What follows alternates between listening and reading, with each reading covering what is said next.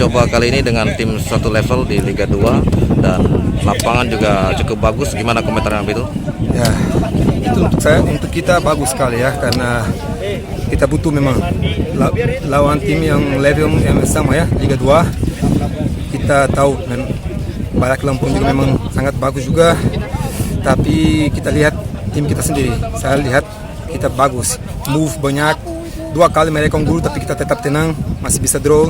Ya itulah, kalau memang mental yang memang tim mau juara, tim mau ke Liga 1 harus begini.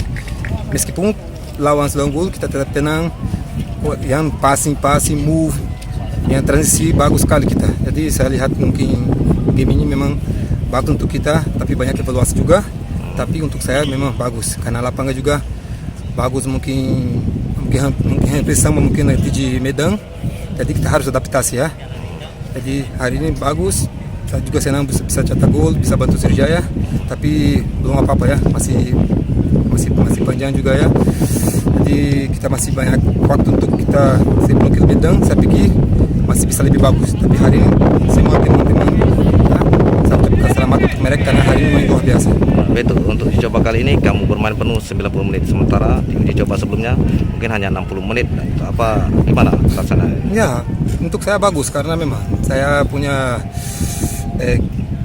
kekuatan saya adalah memang fisik bagus ya. Waktu selama 4 bulan di Brazil waktu pandemi saya latihan terus ya, jadi kondisi saya masih bagus. Dan untuk saya nggak ada masalah ya, 90 menit itu lebih bagus untuk saya biar dapat juga kondisi ya, cepat dapat kondisi. Saya pikir nggak ada masalah. Dan kalau coach memang butuh saya untuk 90 menit, saya sangat siap karena saya juga jaga diri memang sangat bagus, dan latihan tambahan terus juga untuk saya siap untuk 90 menit.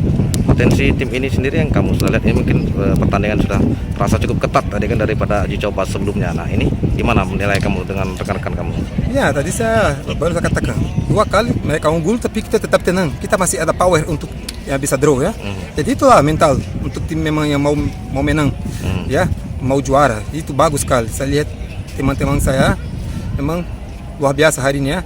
Mereka saling bantu ya, tidak ada yang menyerah. Mereka kerja sampai akhir ya, nggak ada yang menyerah. Itu bagus, mental mereka bagus.